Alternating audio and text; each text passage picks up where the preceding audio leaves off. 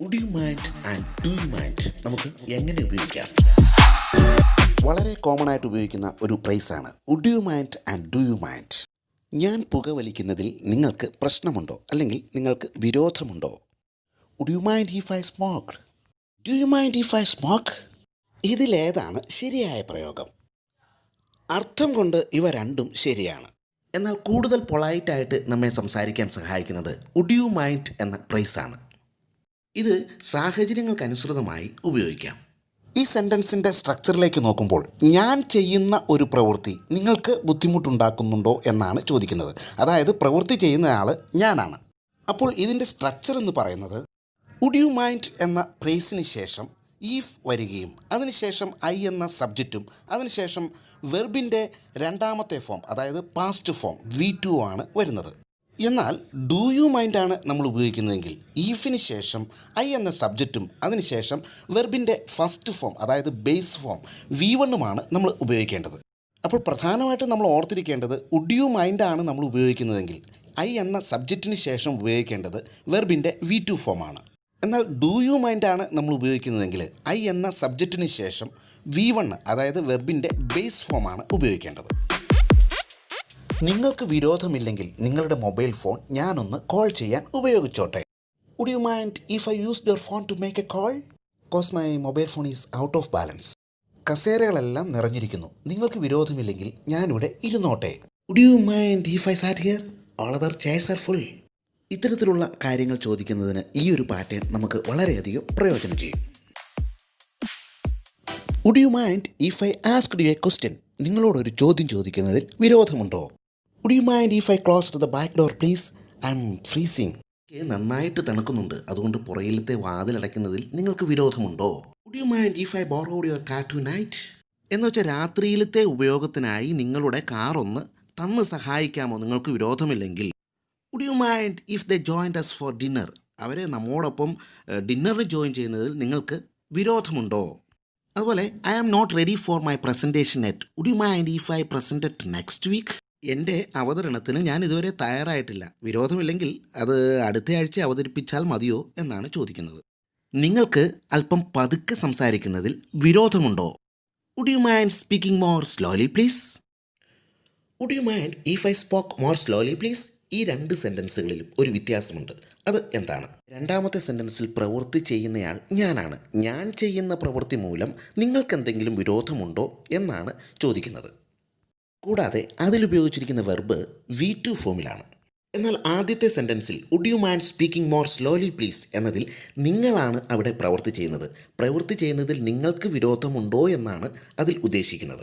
കൂടാതെ അവിടെ ഉപയോഗിച്ചിരിക്കുന്ന വെർബ് ജെറൻഡ് ഫോമിലാണ്, ING ഫോമിൽ. ഇവിടെ ശ്രദ്ധിക്കേണ്ട ഒരു പ്രധാനപ്പെട്ട കാര്യമെന്ന് പറയുന്നത് വുഡ് യു മൈൻഡ് ഉപയോഗിച്ചുകൊണ്ട് നിങ്ങൾ ചെയ്യുന്ന ഒരു പ്രവൃത്തിയെക്കുറിച്ചാണ് പറയാൻ ഉദ്ദേശിക്കുന്നത് എങ്കിൽ ഇവിടെ ഉപയോഗിക്കേണ്ട വെർബ് ജെറൻഡ് ഫോമിലായിരിക്കണമെന്നതാണ് ഏറ്റവും പ്രധാനപ്പെട്ടതായ കാര്യം. ആദ്യത്തെ സെൻറ്റൻസിൻ്റെ മറ്റൊരു പ്രത്യേകത എന്ന് പറയുന്നത് ഇതൊരു റിക്വസ്റ്റാണ്. നിങ്ങളാണ് അവിടെ പ്രവൃത്തി ചെയ്യുന്നത്, നിങ്ങൾക്ക് ആ പ്രവൃത്തി ചെയ്യുന്നതിൽ വിരോധമുണ്ടോ എന്നാണ് ചോദിക്കുന്നത്. അതുകൊണ്ട് ഇറ്റ്സ് എ റിക്വസ്റ്റ്. ഇവിടെ പ്രവൃത്തി ചെയ്യുന്നത് നിങ്ങളായതുകൊണ്ടാണ്. എന്നാൽ രണ്ടാമത്തെ സെൻറ്റൻസിൽ പ്രവൃത്തി ചെയ്യുന്നയാൾ ഞാനാണ്. അതിൻ്റെ സ്ട്രക്ചറിനെ കുറിച്ച് നമ്മൾ ആദ്യം പറഞ്ഞു കഴിഞ്ഞു. ഇവിടെ ഞാൻ പ്രവൃത്തി ചെയ്യുന്നത് കൊണ്ട് നിങ്ങൾക്ക് വിരോധമുണ്ടോ എന്നാണ് ചോദിക്കുന്നത്. അതുകൊണ്ട് തന്നെ ഇത് പെർമിഷനാണ്. അതാണ് ഈ രണ്ട് സെൻറ്റൻസുകളും തമ്മിലുള്ള വ്യത്യാസം. അത് ഒന്നുകൂടി ആവർത്തിക്കുന്നതിൽ നിങ്ങൾക്ക് വിരോധമുണ്ടോ? എനിക്ക് അത് ശരിക്കും മനസ്സിലായില്ല. Would you mind repeating that? I didn't quite catch on. ഒന്നുകൂടി ആവർത്തിക്കാമോ? എനിക്ക് ശരിക്കും മനസ്സിലായില്ല. നിങ്ങളിവിടെ എന്താണ് ചെയ്യുന്നത് എന്ന് പറയുന്നതിൽ വിരോധമുണ്ടോ? Would you mind telling me what you are doing in here? എന്നോടൊപ്പം സീറ്റ് മാറിയിരിക്കാൻ നിങ്ങൾക്ക് വിരോധമുണ്ടോ? അങ്ങനെയാണെങ്കിൽ എനിക്ക് എൻ്റെ സുഹൃത്തിൻ്റെ അടുത്ത് ഇരിക്കാമായിരുന്നു. Would you mind changing places with me so I can sit next to my friend? ഇതാണ് ഈ ഫ്രേസുകളുടെ ഉപയോഗം. വുഡ് യു മൈൻഡ് എന്ന് പറയുന്നത് ഒരു റിക്വസ്റ്റാണ്. അവിടെ പ്രവൃത്തി ചെയ്യുന്നത് നിങ്ങളാണ്. Would you mind if I എന്നത് ഒരു പെർമിഷനാണ്. അവിടെ പ്രവൃത്തി ചെയ്യുന്നത് ഞാനാണ്. ഞാൻ ചെയ്യുന്ന പ്രവൃത്തി നിങ്ങൾക്ക് വിരോധമുണ്ടോ എന്നാണ് ചോദിക്കുന്നത്. അതുപോലെ വീഡിയോ കാണുന്നവർ ഒന്ന് ചാനൽ സബ്സ്ക്രൈബ് ചെയ്യാനും ഒന്ന് ലൈക്ക് ചെയ്യാനും മറക്കരുത്. അതൊരു മോട്ടിവേഷനാണ്. എൻ്റെ വാതിലടയ്ക്കുന്നതിൽ നിങ്ങൾക്ക് പ്രശ്നമുണ്ടോ? Do you mind my closing the door? ഞാൻ ഉറക്കെ വായിക്കുന്നതിൽ നിങ്ങൾക്ക് വിരോധമുണ്ടോ? Would you mind my reading aloud? ഞാൻ പറയുന്നത് കേൾക്കുന്നതിൽ നിനക്ക് വിരോധമുണ്ടോ? Do you mind listening to me? അതുപോലെ would you mind listening to me? ഇവിടെ ഡു യു മൈൻഡിനും വുഡ് യു മൈൻഡിനും ശേഷം ഉപയോഗിച്ചിരിക്കുന്നത് മൈ എന്ന പൊസസീവ് പ്രൊനൗൺ ആണ്. ഇത്തരത്തിലും ഈ സെൻറ്റൻസുകൾ ഉപയോഗിക്കാം. Would you mind waiting a minute? ഒരു മിനിറ്റ് എനിക്ക് വേണ്ടി കാത്തിരിക്കുന്നതിൽ വിരോധമുണ്ടോ? ഇതിന് നമുക്ക് എങ്ങനെയാണ് മറുപടി പറയേണ്ടത് അതുകൂടി പഠിക്കണ്ടേ? No, I will wait. എനിക്കതിൽ സന്തോഷമേ ഉള്ളൂ.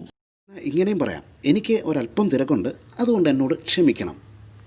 I am little busy, so I am sorry.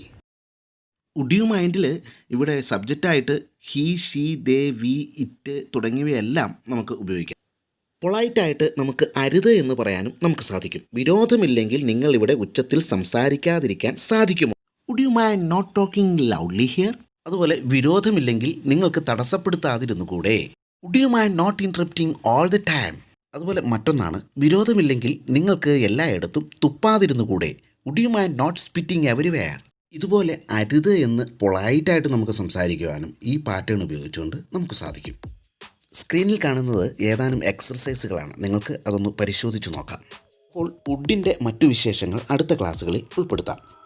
Video ഇഷ്ടമായെങ്കിൽ ലൈക്ക് ചെയ്യുക, സബ്സ്ക്രൈബ് ചെയ്യുക, അടുത്തുള്ള ബെല്ലൈക്കൺ അമർത്തുക, കൂടാതെ സപ്പോർട്ട് ചെയ്യുക. വീണ്ടും ഒരു വീഡിയോയുമായി നമുക്ക് വീണ്ടും കണ്ടുമുട്ടാം.